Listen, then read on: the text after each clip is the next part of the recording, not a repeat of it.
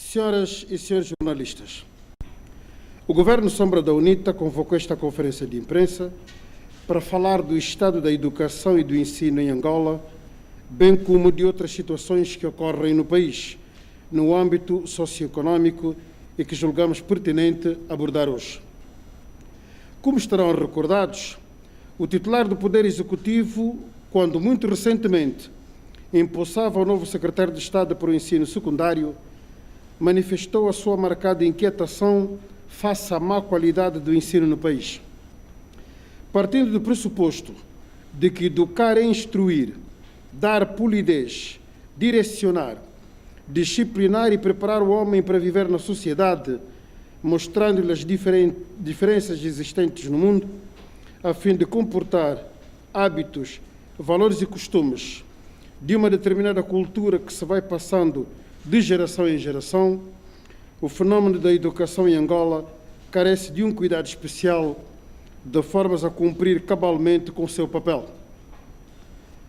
Ora, a forma enviosada comanda a nossa Angola, as estratégias e políticas mal concebidas e pior executadas nos mais variados domínios da nossa vida mostram claramente que existem muitas distorções criadas no setor com o objetivo de manter a sociedade na ignorância para melhor dominá-la e manter o status quo.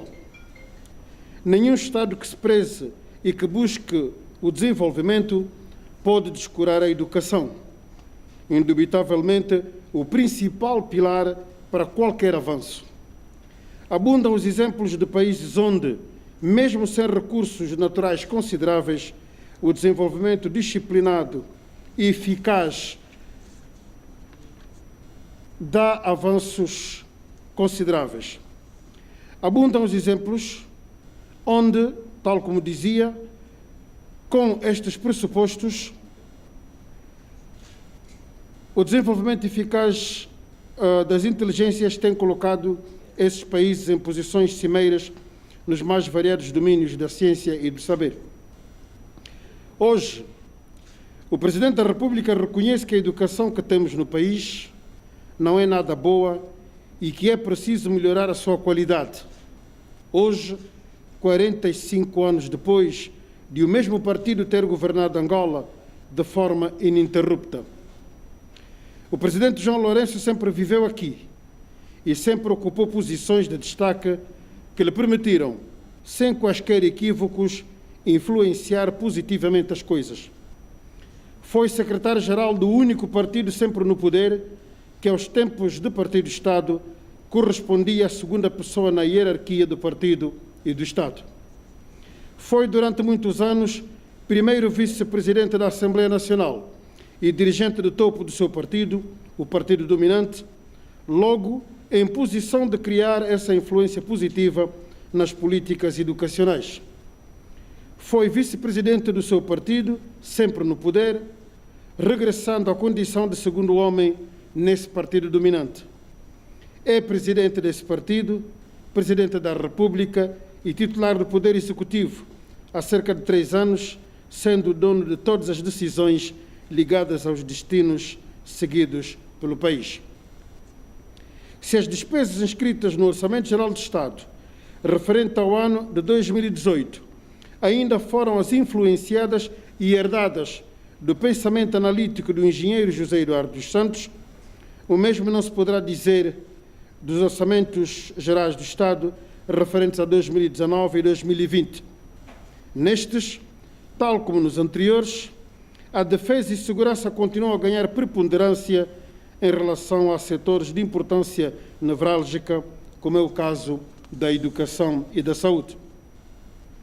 E bastará olhar para as projeções contidas no Plano de Desenvolvimento Nacional 2018-2022 para esses dois setores e as previsões feitas nos orçamentos anuais, já sem falarmos do que foi executado, para confirmar aquilo que dizia o ex-presidente da República, Eduardo dos Santos, de que o MPLA e o seu governo podem conceber bons planos, mas estão permanentemente a pecar na implementação. A projeção feita no PDN 2018-2022, apontava para a saúde 8,53%, 12,5% e 12,5% através do orçamento para 2018, 2019 e 2020, respectivamente, com o fito de alcançar os 15% já em 2021, enquanto que para a educação e para os mesmos períodos, essa projeção apontava 12,43%, 15% e 17,5%, respectivamente. A verdade é que as previsões constantes dos diferentes OGEs colocam Angola nos países africanos que atribuem as mais baixas dotações orçamentais à educação e à saúde, quando a SADC recomenda que a fatia a atribuir à educação seja de 20%. As verbas atribuídas à educação foram de 3,42% em 2018, 6,46% em 2019 e 5,52% em 2020. Vejamos a distância que estamos dos preconizados 20%.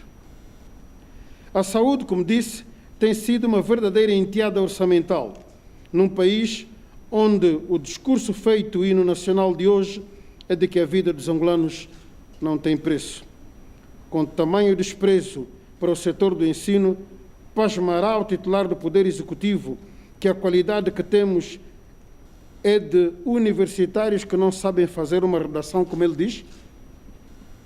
Se os OGEs referentes a 2019 e 2020 são fruto da sua lavra, que importância tem dado o presidente João Lourenço ao ensino no país, ele que depois de 45 anos percebe, enfim, que sem um ensino de qualidade não há desenvolvimento possível.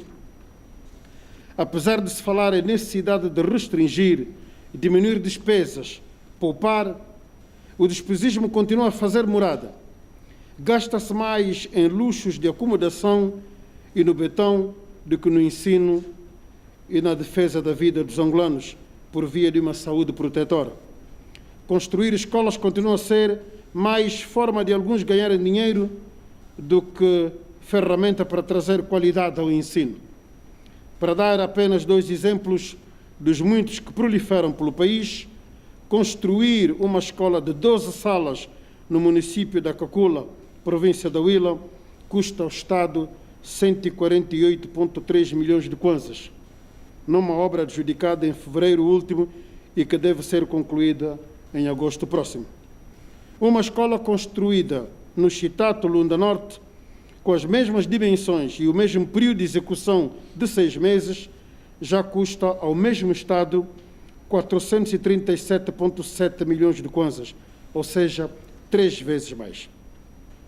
E no que diz respeito àquilo com que gastamos o nosso dinheiro, falta dinheiro para dar de comer às pessoas, falta dinheiro para termos medicamentos e equipamento hospitalar, falta dinheiro para incitarmos um combate real contra a malária e outras doenças que estão a dizimar milhares de angolanos, esses mesmos cuja vida não devia ter preço. Falta dinheiro para pagar os 9,5 mil milhões de kwanzas que o Estado deve aos centros de hemodiálise de Benguela e do Lubito.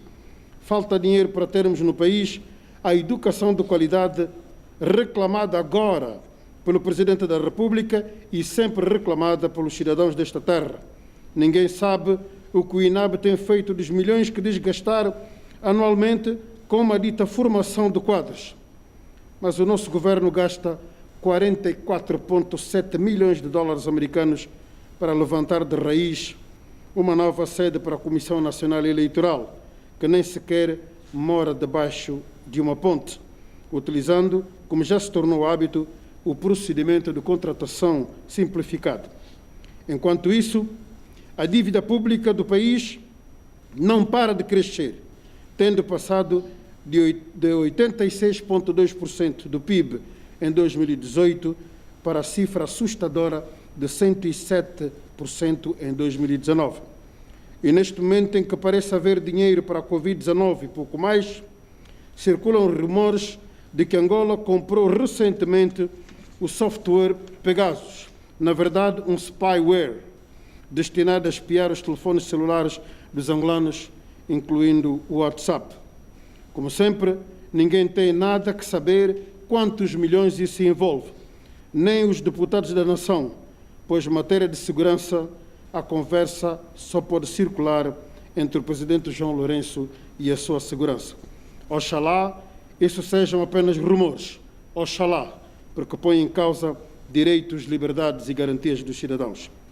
Caros jornalistas, numa altura em que se está claramente a procurar dividendos políticos e até econômicos com a Covid-19, aparece a nova Associação Jovens Unidos e Solidários na linha da frente das doações de cestas básicas às famílias carenciadas pelo país. Se o gesto é bom, pois denota solidariedade, a intenção já não nos parece ser muito boa, a olhar pela propaganda política ostentada nas camisolas que esses jovens unidos envergam. O Presidente da República precisa de perceber, de uma vez por todas, que é sua obrigação, repito, obrigação, socorrer os angolanos, até porque o dinheiro é destes e ele ganha um salário e tem regalias para fazer esse trabalho. Ele é um servidor e não alguém que aí está para fazer um favor aos angolanos. Fica feio, muito feio mesmo, utilizar a sua propaganda como se estivesse em meio de uma campanha eleitoral, ou a ser, ele pessoalmente, solidário para com os angolanos pobres que sangram cotidianamente das mais variadas penas. E onde é que esses jovens unidos e solidários estão a encontrar tanto dinheiro para tanta coisa? Atos destes deviam envergonhar. A cidade alta devia parar de usar a pobreza dos jovens, colocando-os em campanhas imorais de distribuição de bens com fundos claramente do Estado, em atos de nítida agressão aos valores éticos de quem não deve fazer solidariedade com a face do presidente. Isso são atos que vemos apenas em ditaduras e são um claro indicador dos valores educativos que se passam hoje à sociedade. Será mesmo necessário continuarmos com reedições de coisinhas como haja praxe? Caros jornalistas, a banalização do ensino geral médio e superior que hoje se assiste demonstra claramente a real intenção de quem nos governa de priorizar o mercantilismo no ensino em vez da aposta na qualidade benéfica para o desenvolvimento da sociedade. O déficit constatado na estrutura da escola, que se apresenta sem os necessários equipamentos, é disso prova evidente. Falta de cantinas escolares em condições, falta de uma inspeção escolar rigorosa e criteriosa, falta de bibliotecas devidamente apetrechadas, inexistência de espaços de lazer e prática desportiva, falta de laboratórios e centros de investigação científica, total ausência de água potável, de condições de higiene, iluminação, etc., falta de transporte escolar subvencionado pelo Estado, falta de investimento para dotarmos o país de professores e agentes administrativos qualificados e condignamente remunerados, falta de valorização dos quadros nacionais, etc., etc. Caras e caros jornalistas, para esta conferência de imprensa, trouxemos o tema Educação e Ensino como elemento fundamental e determinante para o desenvolvimento socioeconômico do país. O Governo Sombra da UNITA reitera a sua posição política de que qualquer assunto que diga respeito à vida do país, a sua decisão deve ter em consideração as sensibilidades e as necessidades no conjunto da diversidade cultural que compõe o nosso país. Na altura em que se debatem datas para a retomada das aulas no país, o Governo Sombra da UNITA entende ser preciso ter em boa linha de conta fatores objetivos e importantes como a proteção e segurança do corpo discente e docente. É necessário e importante que as aulas sejam retomadas, sim, mas que isso se faça com o máximo cuidado para preservarmos a vida de professores e estudantes. O Governo Sombra da UNITA entende que a educação é uma ferramenta valiosa que deve transformar o ser humano num verdadeiro homem esclarecido, maduro, autônomo, capaz de autodeterminar-se e responder pelos seus atos. Mas está igualmente convencido que a questão fundamental prende-se com o valor e a importância que se atribui à vida e a dignidade da pessoa enquanto ser humano e não simplesmente ao cumprimento do calendário, reiniciando as aulas a qualquer custo. O governo Sombra da UNITA tinha primeiro sugerido, no princípio, quando se manifestou a questão da Covid-19, antes de se estender, como depois se viria a estender, que os estudantes angolanos que estavam em Portugal, que estavam em Wuhan, na China, pudessem regressar. O governo, a resposta que deu a toda a sociedade, mas de forma particular aos encarregados de educação dos estudantes da China, em Wuhan, era de que o governo da China recomendava que eles ficassem lá.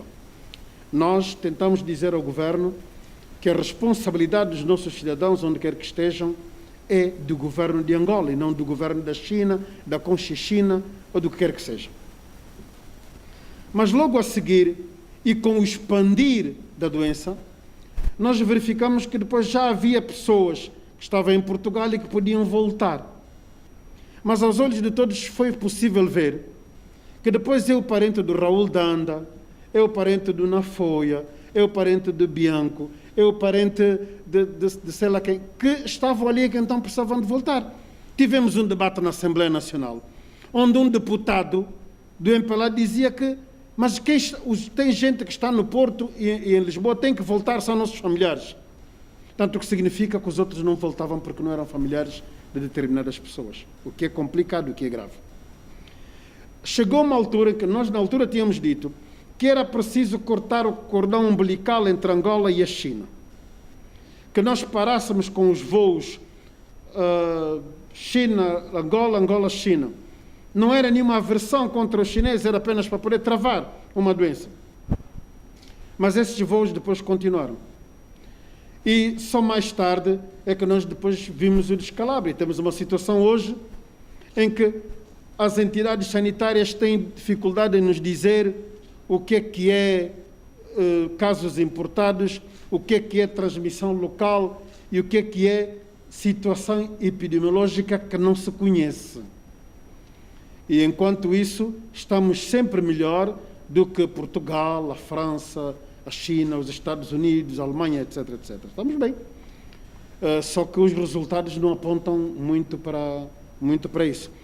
De modo que precisamos de olhar para esta questão com bastante cuidado e analisar essas coisas do ponto de vista técnico, do ponto de vista saúde, para que aqueles que têm conhecimento em matéria de saúde nos possam dizer o que é melhor, qual é o melhor caminho para seguir. Isto não pode ser uma opção política, mas tem que ser uma opção com base em critérios científicos, para se poder saber quem vem e quem deixa de vir.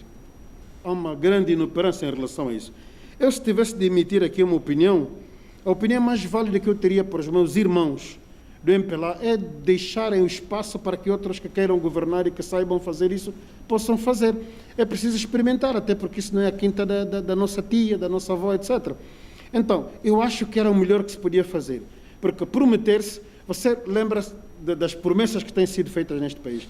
Aqui nós já devíamos ter 1 metro de superfície prometido que vai terminar no prazo de X tempo. Nunca apareceu. Nós já nos disseram aqui que os problemas de luz em Luanda acabam em 2012. Eu não sei se esse 2012 é qualquer coisa que depois fica invertido, não sei se dará algum ano que vá para lá de 2020, porque até agora não temos, aliás, é uma das discussões. Diz-se que os problemas de água neste país vão acabar até a data X. Não temos água sequer para a higienização das mãos. Enfim, eu acho que já foram feitas todas as promessas que deviam ser feitas e, como dirão os portugueses, a primeira toda a gente cai, a segunda só cai quem é burro, a terceira nem o burro cai, só cai quem quer. Eu acho que ninguém de nós quer cair mais nesta. Aliás, quando isso foi anunciado, já todos nós que estamos aqui nesta sala sabíamos que não haveria condições, porque era impossível haver essas condições. E esta coisa de se estar a imitar sempre Portugal em tudo, fazer copy-paste, dá nisso. Por isso é que você vê na lei a dizer que nós vamos iniciar isto em junho, na época balnear. Quem é que aqui vai à praia em junho, quando está a fazer frio? Portanto, foram buscar isso de Portugal. Podiam, pelo menos, ter tido o cuidado de retirar isso, mas não. Como isto aqui é uma espécie de República de Portugal estendido para a África, então é complicado. Nós ouvimos, começando por esta parte, nós ouvimos o Ministro de Estado e chefe da Casa Civil, na altura, dizer que as etapas que tinham sido anunciadas e as ações que tinham sido igualmente anunciadas entrariam em vigor em função da existência de condições para que isso se efetivasse. Foi bom ouvir isso. Ouvimos também da Ministra de Estado, ligada ao setor social, dizer que, de facto, não havia condições e que era preciso olhar bem para isso. Porque, repare, nós temos escolas que, primeiro, não têm água sequer, não têm casas de banho funcionais, não têm luz. É uma dificuldade terrível. Nós tivemos recentemente no Conza Sul, fomos visitar a Escola de Formação de Professores em Porto Ambuim. Aquilo é uma desgraça, as pessoas quase que andam de peito aberto por causa do calor. Não há luz, ar-condicionado consequentemente não funciona, enfim. Aquilo são condições desgraçadas, quer para quem está a dar aulas, quer para quem está a receber estas aulas. De modo que é preciso que, e dada a importância da educação, nós só vamos ter educação se tivermos professores e alunos. Temos que pensar primeiro neles. Então, não empurrá-los de qualquer maneira para como se estivessem a ir para o palco da morte. Não pode ser. Então, precisamos de ponderar, ver quais são as condições, apesar de que nós, angolanos, tal como qualquer outro cidadão do mundo, temos de aprender a conviver com a Covid-19. Mas não é ir de qualquer maneira. Por isso é que a gente vê outros países que se apressaram em tomar algumas medidas, estão depois a recuar. E, nomeadamente, no que diz respeito às aulas. Em termos de qualidade de ensino, as soluções passam por nós estruturarmos o ensino de uma forma conveniente, não é? Não termos professores bombeiros que se pensa que um professor pode dar aulas até a 6ª classe, dar tudo. Não há ninguém que pode dar tudo, tirando aquelas classes de base, não é? Mas não se vai à 5ª, à 6ª classe, enfim, a pensar-se que há um professor bombeiro que depois dá todas as cadeiras. É preciso corrigir isso. É preciso, por outro lado, também valorizar o professor. É preciso valorizar o professor, porque quando você finge que paga, o outro vai fingir também que trabalha. E por isso é que nós temos pessoas que vai quando der na cabeça, não vai quando não quer, não dá aulas como dá mais aulas, porque quer ter um salário no final do mês. E quando esse salário é mesmo de miséria, então ele também faz uma prestação de miséria. Então é preciso olhar para isso. É preciso olhar para as condições de estudo. Como é que estão as nossas escolas? As crianças estão em condições de ficar lá durante aquele período todo da manhã, durante aquele período todo da tarde? Nós temos a escola apetrechada para podermos ter uma boa aula de física, por exemplo, uma boa aula de química. Porque uma coisa é a teoria apenas, outra coisa é ensaios que se possam fazer no laboratório. Quando este laboratório nem sequer existe, então é complicado. As pessoas depois assustam-se perante uma combustão porque têm ouvido falar, mas nunca viram algo igual. Portanto, há uma série de coisas que de facto tem de se ver com responsabilidade, mas sobretudo o governo tem de aprender a dialogar com a classe. Não tratar a classe como uns famintos quaisquer que andam à procura de uns tostões, mas com pessoas que têm a responsabilidade magna de poder construir uma nação. Não há ninguém, não há jornalista, não há médico, não há engenheiro, não há deputado, não há coisa nenhuma que não tenha passado por um professor. Por isso é que há quem defenda que o professor devia ganhar mais do que qualquer outro. Porque é ele que está a dar, então devia de facto ganhar mais do que qualquer outro. Bom, a UNITA considera, tal como disse há instantes, que a educação é um fator importantíssimo se quisermos ter um país que se desenvolva. E uma das coisas que a UNITA defendeu no quadro até da Lei de Bases da Educação, olhando para a questão da monodocência, é que esta não se expandisse, por exemplo. Porque nós consideramos que muitos dos grandes problemas que nós temos hoje no ensino não são problemas que surgem no nível universitário, são problemas que surgem no nível de base. E precisamos de ter uma educação que crie bases sólidas nas nossas crianças para que elas possam ter capacidade, ferramentas para poderem enfrentar o ensino médio, o ensino superior e continuar até que possam estar em condições de autossustentar as suas vidas. Logo, nós achamos que a educação tem de ter critérios. Há um debate que se põe até relativamente ao próprio ano letivo. Nós temos um ano letivo que começa num ano e termina no mesmo ano. Não seria bom voltarmos a olhar para um ano letivo que começa num ano, por exemplo, 2020, 2021, tendo em conta os períodos que nós vamos ter em que as nossas crianças têm que ir para a escola. Enfim, há uma série de coisas. O que nós sempre dizemos aos nossos irmãos que estão no poder é que questões desta natureza têm a ver com a estrutura e a estruturação de um país. E estas coisas têm que ser discutidas por todos. É preciso ouvir os outros. Governar não significa ser dono, não significa ser o único que tem legitimidade para produzir ideias. É preciso saber ouvir para você poder governar em condições. Temos estado a buscar isso junto dos nossos camaradas do MPLA, para que entendam que, mesmo que a boca emissora esteja numa outra cabeça que os ouvidos receptores, a conversa pode funcionar, o diálogo pode fluir. Muito obrigado pela vossa atenção.